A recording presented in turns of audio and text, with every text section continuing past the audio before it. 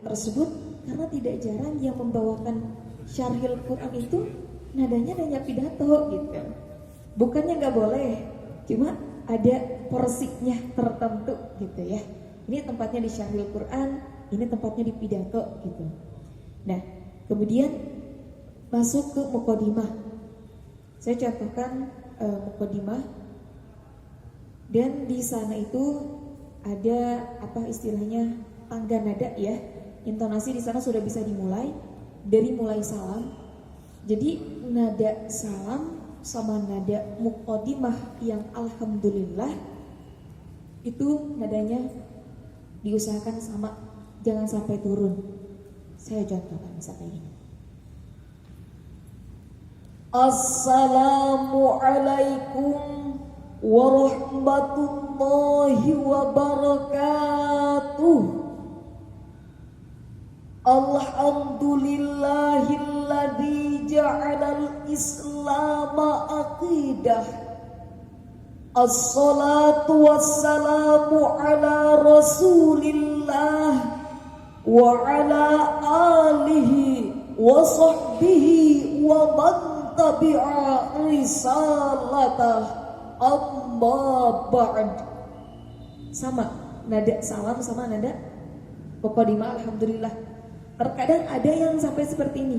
Jadi ini saya sampaikan triknya aja dulu ya. Suka ada yang kayak gini, nada salamnya itu tinggi, tiba-tiba muqaddimah alhamdulillah ke bawah, ataupun sebaliknya. Itu jangan sampai terlalu menonjol perbedaannya di awal. Soalnya pensyarah itu nanti paling berat loh, suaranya paling lama dipakai. Jadi harus bisa mengusahakan suara dari awal sampai akhir itu nadanya bisa konstan, dalam artian jangan sampai pas nada sebelum ayat pertama itu masih semangat, habis ayat pertama, habis ayat kedua turun. Nah itu yang dikhawatirkan. Makanya kita harus bisa mengukur suara kita. Apakah suara kita adanya di tangga 2 yang kuatnya, apakah di tangga 3 gitu ya nadanya gitu. Jadi tetap harus memperhatikan tangga nada seperti itu. Kemudian saya contohkan kembali. Ini ada yang berbeda nada salam dengan muqaddimah alhamdulillah. Misalnya kayak gini. Assalamualaikum warahmatullahi wabarakatuh. Alhamdulillahi rabbil alamin. Suka ada kayak gitu? Gak ada ya. Nah itu tanpa disadari, kadang tanpa disadari gitu ya. Ketika kita kalau misalkan belum mengetahui trik yang seperti itu, ya udah akan selamanya seperti itu gitu. Yang padahal itu agak mengganggu keindahan mendengar gitu. Ya berbeda kan ya. Ketika misalkan tinggi tiba-tiba langsung ke bawah gitu nadanya gitu ya. Pasti itu akan berbeda, akan mempengaruhi juga ke intonasi gitu. Jadi intonasi harus disesuaikan. Begitupun juga kalau di syarhil Quran itu langsung ke isi ya, enggak ada puja-puji syukur dulu. Itu yang membedakannya dengan pidato. Kalau pidato kan pakai puja dan puji syukur dulu. Nah kalau syarhil Quran itu cenderung diringkas. Jadi dianggap untuk puja dan puji syukurnya sudah di muqaddimah alhamdulillah tadi yang awal gitu. Jadi di syarhil Quran enggak memakai puja dan puji syukur dulu gitu. Ya, itu juga salah satunya yang membedakan antara pidato dengan syarhil Quran gitu ya. Jadi ketika sudah ada kata amma ba'd, dewan hakim yang kami hormati, hadirin sebangsa dan setanah air yang kami banggakan. Nah ketika mengungkapkan kata dewan hakim, menyapa kata dewan hakim yang kami hormati, itu juga nadanya jangan turun, diusahakan sama lagi, kalau enggak agak naik sedikit gitu nadanya gitu ya. Kita berbicara intonasi dulu ya. Nah berbeda kalau misalkan kayak gini, ketika ada amma ba'd, dewan hakim yang kami hormati, berbeda kan dengan amma ba'd, dewan hakim yang kami hormati, ya beda kan? Nah itu juga yang membedakannya. Terus biasanya kalau misalkan di awal kita sudah bersemangat, kesannya pun akan semangat. Si dada itu bakal terus konstan gitu ya, berada di nada pertengahan atas gitu, nggak bawah yang benar-benar bawah banget gitu. Jadi nggak kesal, nggak monoton gitu akhirnya gitu. Nah itu masalah intonasi dari mulai salam, muqaddimah alhamdulillah, sama sapaan Dewan Hakim. Sekarang kita mulai masuk ke isi ya. Saya coba cek dulu. Sudah lama soalnya enggak tampil.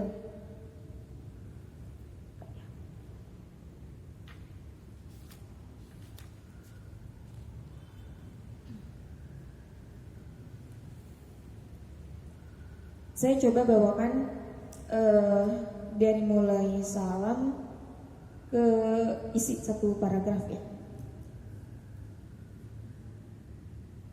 Assalamualaikum warahmatullahi wabarakatuh. Alhamdulillahilladzi amarna an nahtamal fuqara wal masakin. As-salatu wassalamu ala sayyidina Muhammadin khatamil anbiya'i wal mursalin wa ala alihi wa sahbihi ajma'in. Amma ba'd. Dewan Hakim yang kami hormati, hadirin sebangsa dan setanah air yang kami banggakan. Robert Chambers, seorang pakar pembangunan pedesaan Inggris, menjelaskan bahwa terdapat 5 faktor jebakan kemiskinan, yaitu kemiskinannya itu sendiri, kelemahan fisik, keterasingan, kerentanan, dan ketidakberdayaan. Di antara faktor yang paling dominan dari 5 jebakan tersebut adalah kerentanan dan ketidakberdayaan. Kerentanan berarti ketidakmampuan ketika menghadapi bencana alam, sedangkan ketidakberdayaan berarti ketidakmampuan ketika berhadapan dengan sistem dan kebijakan. Hanya satu paragraf aja sebagai contoh. Jadi dalam syair Quran itu cenderung padat, terus si nadanya lebih ditekan gitu ya. Terus di sana benar-benar mempermainkan nada gitu, nggak sebebas pidato gitu. Jadi saya tekankan lagi, berbeda dengan pidato ya cara menyampaikannya. Nah itu baru intonasi ya. Kita belum masuk ekspresi, kita belum masuk ke teknik vokal ya. Kita belum masuk juga ke yang lainnya. Nah sampai sini dulu intonasi. Ada yang mau ditanyakan? Jika ada yang mau bertanya seputar intonasi boleh, sebelum saya lanjutkan.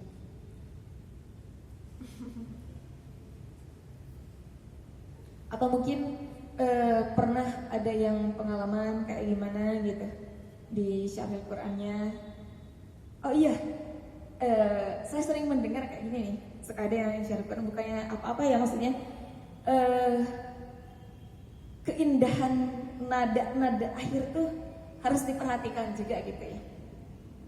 Suka ada yang kayak gini nih.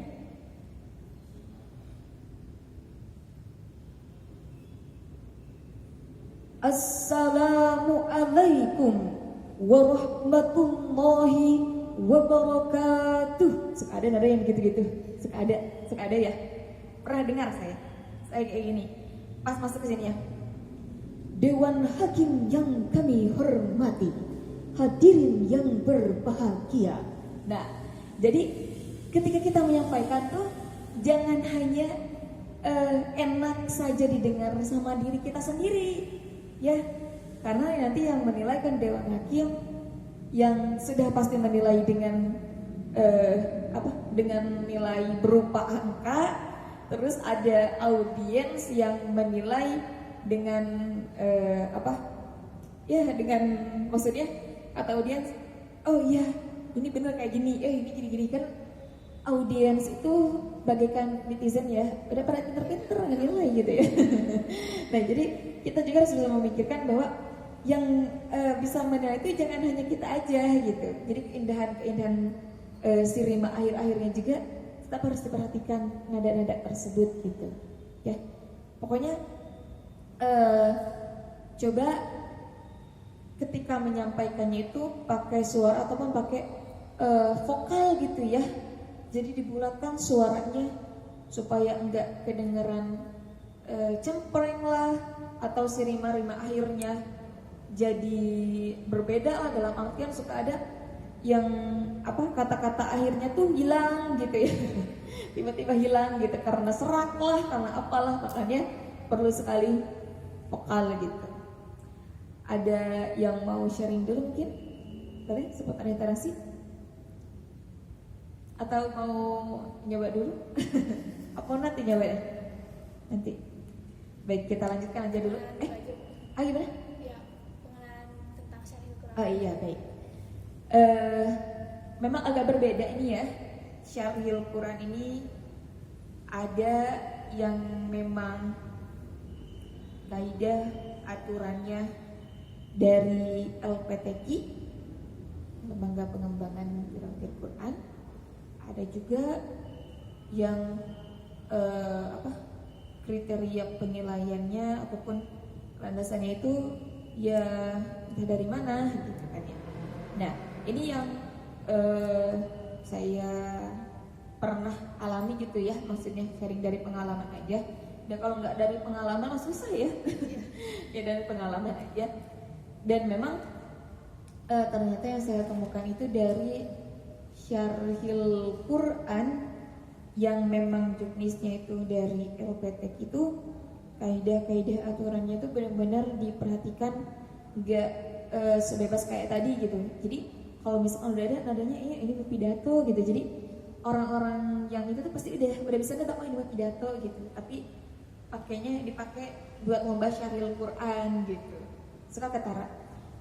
Dulu juga saya pernah ya ikut lomba ini Syarihul Quran. Sebenarnya umum sih ya, umum waktu di Jakarta di IKI sama PT IKI. Itu juga sebenarnya iseng doang di sana karena emang kangen sama temen gitu. Jadi ketemuan sama teman di Jakarta langsung tampil gitu. Dan memang di sana antara mahasiswa juga. Waktu itu saya masih aliyah kelas 2 kalau nggak salah, kelas 1 ya. Ya, dan saingannya ya mahasiswa semua gitu, Tapi di sana juga saya memang bisa menebak, ternyata ini kayaknya nih pernah belajar terjun, maksudnya pernah terjun di dunia MTQ cabang Syarihul Quran. Kayaknya ini emang basicnya dari pidato gitu. Tapi memang mahasiswa itu luar biasa gitu ya.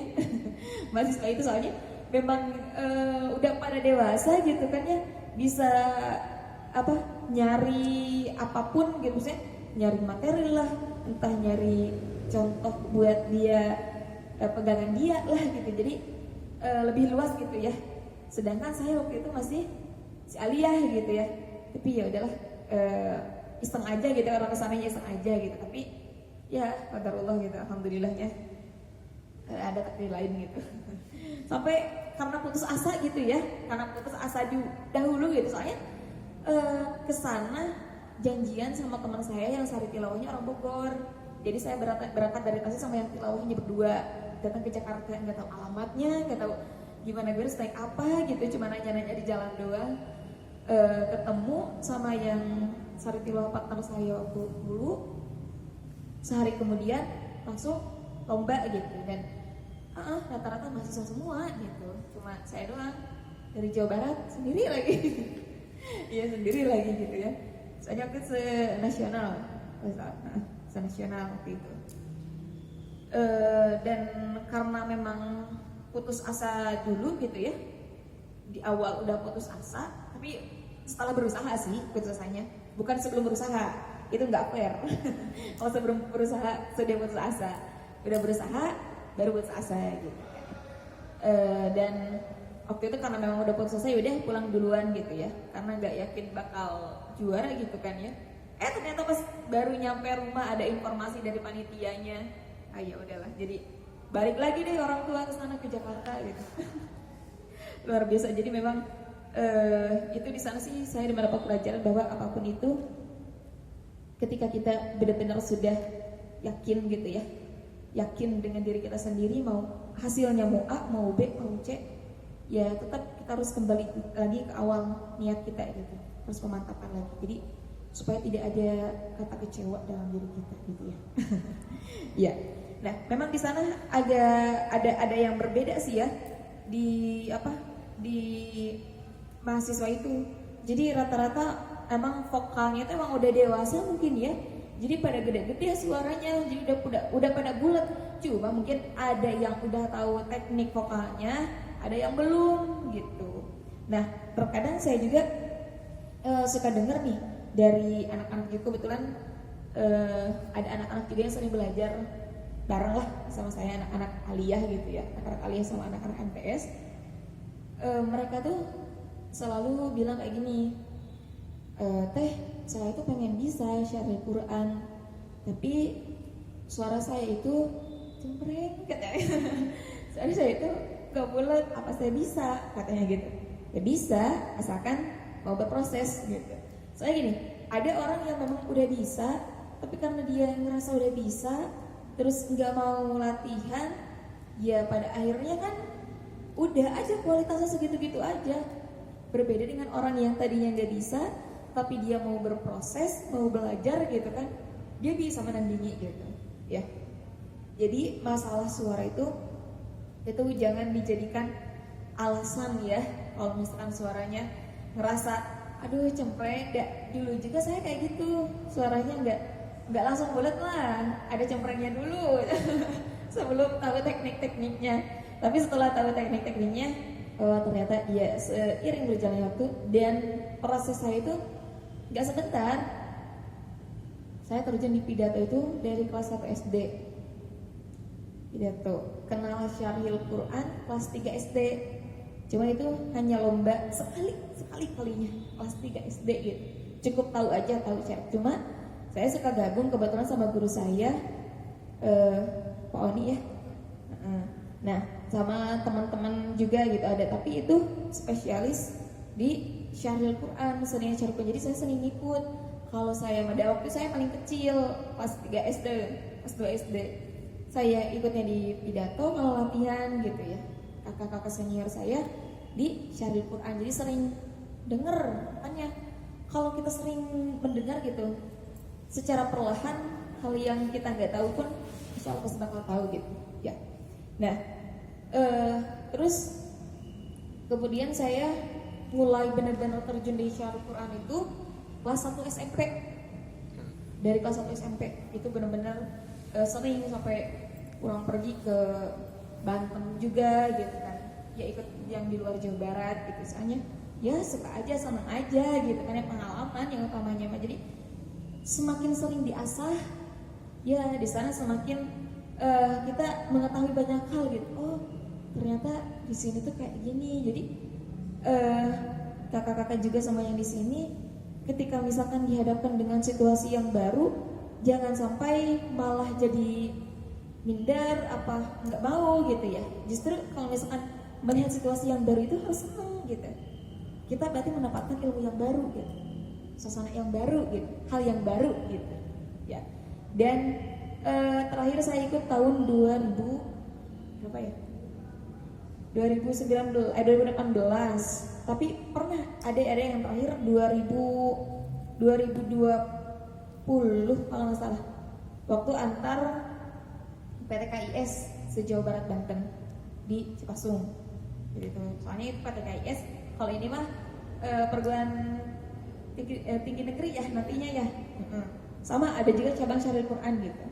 Dan ternyata memang yang ngejuriinnya juga yang memang suka di MTQ gitu. ya bagi cabang syarih Quran gitu. Jadi memang udah benar-benar basicnya, udah benar-benar apa ininya banget gitu, tempatnya banget, passionnya banget gitu. Jadi nggak usah khawatir gitu ya. Boleh saya nulis?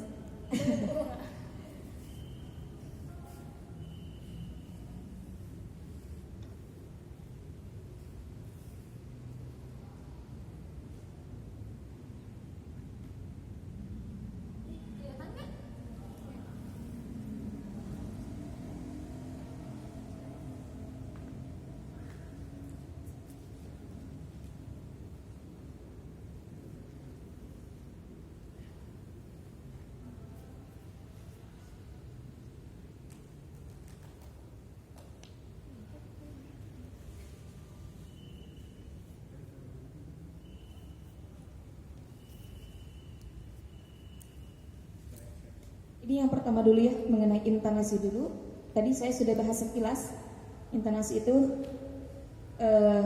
naik turunnya, tinggi rendahnya, nada ataupun suara gitu ya, harus diperhatikan. Nah, dari intonasi ini juga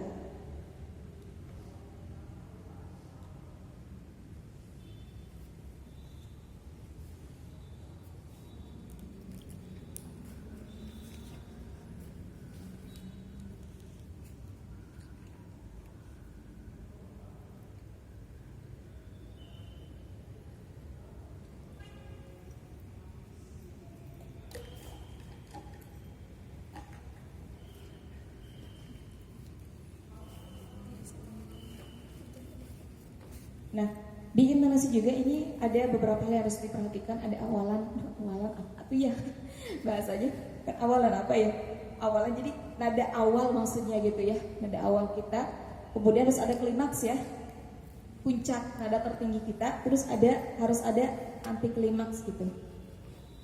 Jadi diusahakan dalam satu naskah itu harus ada klimaksnya, harus ada, supaya nggak monoton. Jadi bukan hanya nada memainkan nada tinggi rendah, tetapi harus ada juga klimaks, nada tertinggi gitu, puncaknya. Saya coba contohkan ya.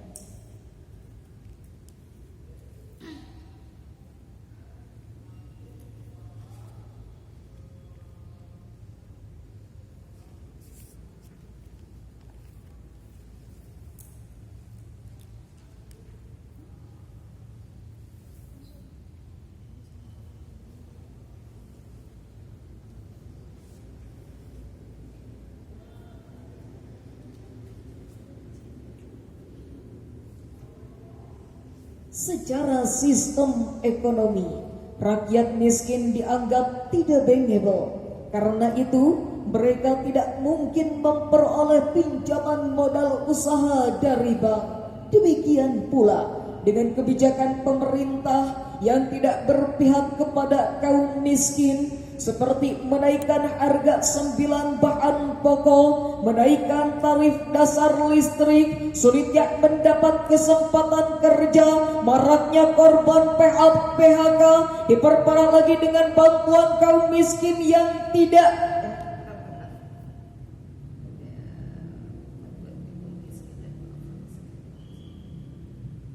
secara sistem ekonomi.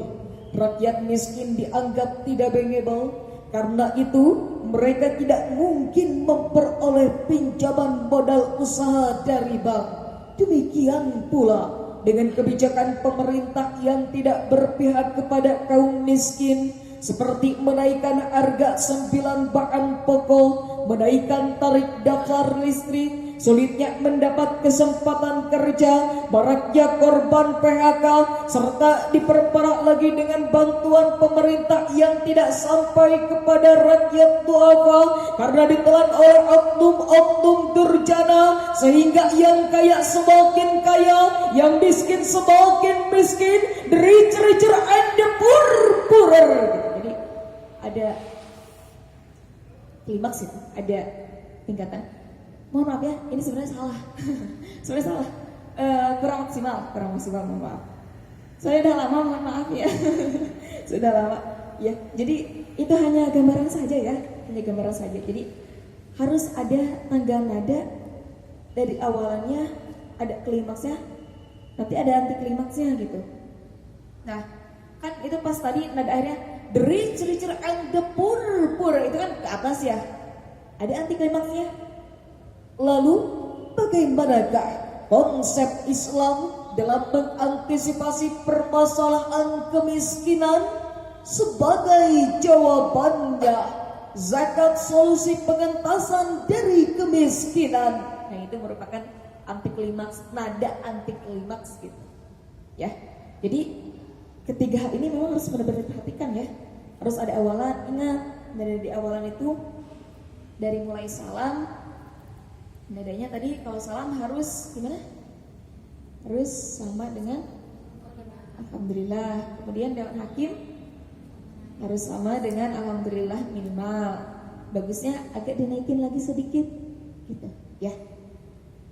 Kemudian nah itu masuk ke paragraf awal, itu dari awal salam juga itu masuknya awalan ya, awalan. Dan klimaks ini berada di tengah-tengah sebelum ayat pertama, sebelum judul. Diusahakan harus ada klimaks, nada tertinggi. Dan biasanya untuk menentukan klimaks itu nggak sembarangan ya. Perlu ada nada akhir yang rimanya sama, rima akhirnya sama. Itu enak sekali untuk dijadikan klimaks.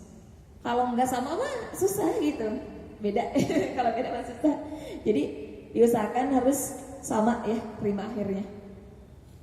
Kemudian untuk anti klimaksnya yang tadi ya, untuk anti klimaksnya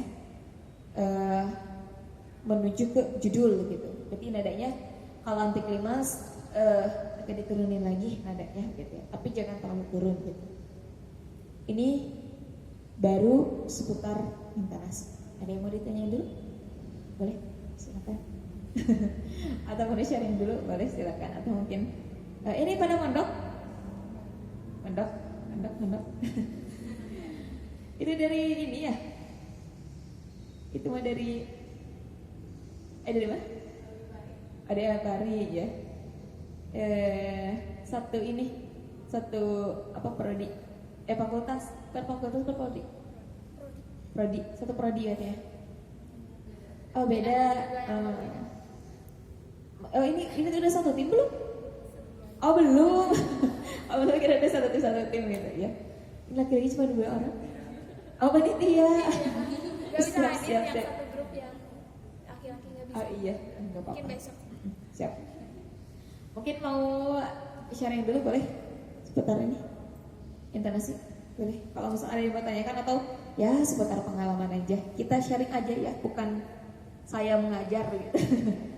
Kita sharing aja. Ibu saya aja mau izin bertanya ya Bu. Nah untuk intonasi ini berkaitan dengan pernapasan gak Bu? Soalnya dulu ya pernah juga pas SMA mengikuti lomba syarih Quran. Karena belum tahu ilmunya juga ya, tadi Masya Allah banget gitu melihat Ibu. Nah suka ngerasa capek gitu Bu dalam menjaga intonasi dalam syarih Quran. Iya, bagus pertanyaannya seputar intonasi dan pernapasan, berkaitan sekali. Soalnya untuk nada yang tinggi itu kita perlu napas juga. Nah tadinya nanti saya akan membahas pernapasan ada ya di teknik bareng dengan vokal gitu nanti. Nah tapi nggak apa-apa, udah di awal. Iya, nggak apa-apa. Memang ada pengaruhnya. Pernapasan sama intonasi itu ada pengaruhnya gitu. Jadi diusahakan nanti saya kasih tipsnya untuk latihan vokal sekaligus pernapasan juga ya. Soalnya memang ini berkaitan sekali. Jadi ketika misalkan kita merasa napas kita itu pendek gitu ya, terus melihat ini kalimat ataupun satu kalimat gitu ya, ada nada yang benar-benar nggak bisa dipotong gitu. Jadi kalau dipotong pasti ngaruhnya ke diksi gitu, bakal beda gitu ya. Bakal beda penggalan katanya gitu. Jadi memang harus ada teknik ataupun harus ada latihan pernafasan supaya kita bisa kuat dengan intonasi, karena memang itu berpengaruh sekali antara